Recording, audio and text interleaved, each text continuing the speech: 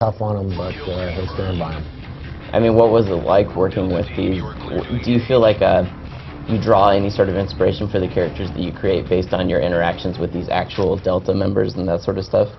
Yeah, when we were creating the new characters like Sandman, we worked closely with the Delta guys, and we learned an awful lot. The Delta's a pretty secret fighting force.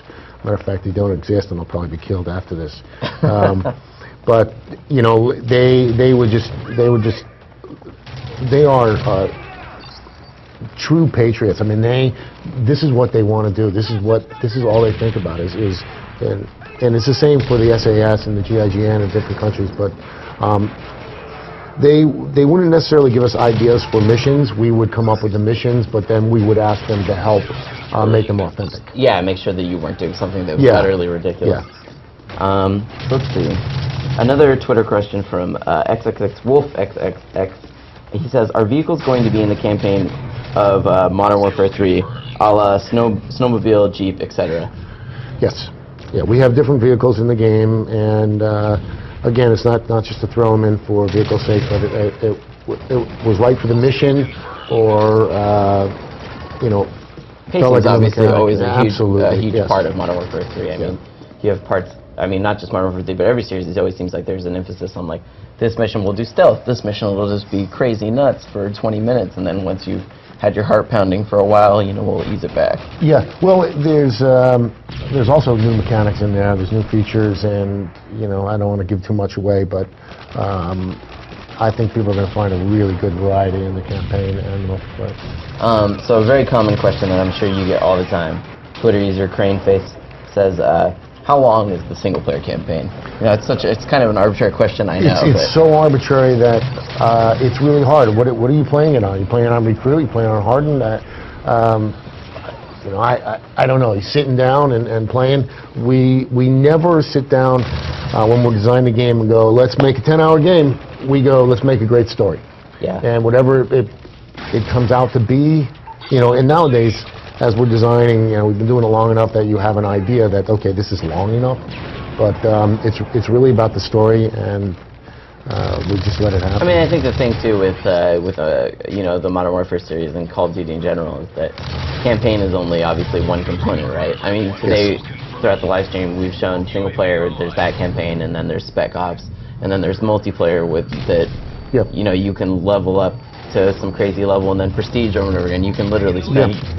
Well, what about, you think about Spec Ops and the new thing that we just added. So we've got the mission modes that we've had in there before, which was a game mode in itself. Now we've added survival mode, and survival mode is unlimited amounts of waves, infinite waves, and that you can go on and on and on, and it's so addicting, so much fun. It's a true co-op experience. And there are leaderboards for it as Absolutely. well. All the leveling up, all the upgrading, all that whole system from multiplayer we brought into survival mode. So yeah, you're absolutely right. We kind of look at the game now as there's something for everybody, and it's just three legs of the stool. You got campaign, single player, you've got Spec Ops, the co-op, and of course multiplayer. They're huge. Yeah, I mean, obviously multiplayer has been.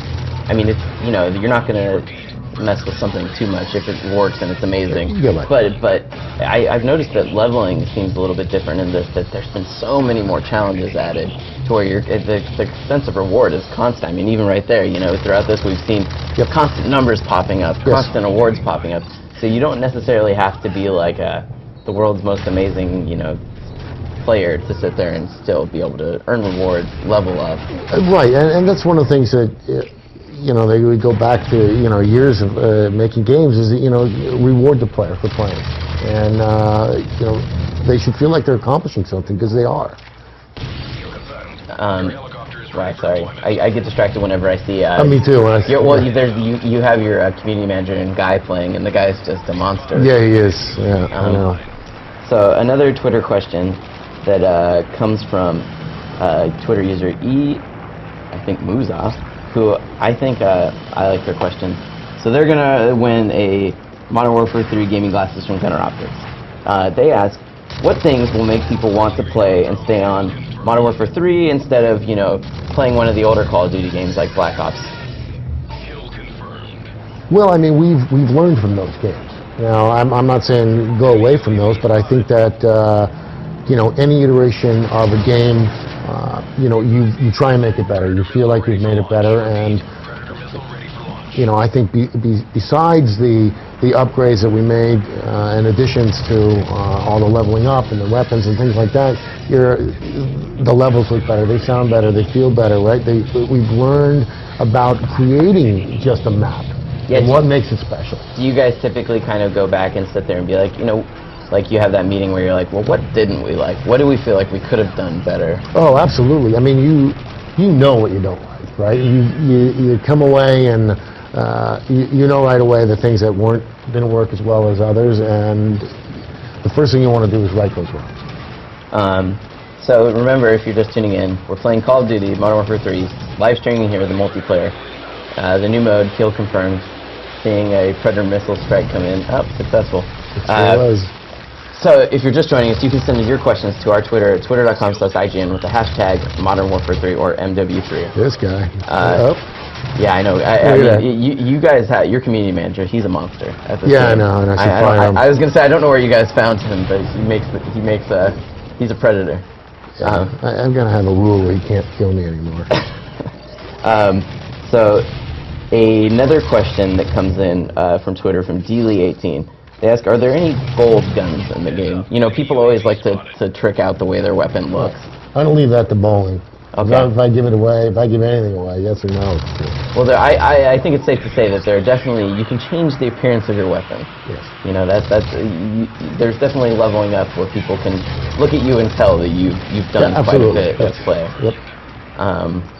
So I think that's an important part of the game. Right. I mean, if people want to always feel like, exactly, you want to feel like you're progressing, but you also want to be able to look like you're progressing and show it off as well. Yeah. We're about to come up on the tail end. There we go. I've noticed, the nice thing about the kill confirm maps too is that, they're actually pretty fast paced. They don't tend to, it seems like they kind of focus the combat in a way that other multiplayer modes don't. In a typical multiplayer map, since people aren't trying to collect tags, they'll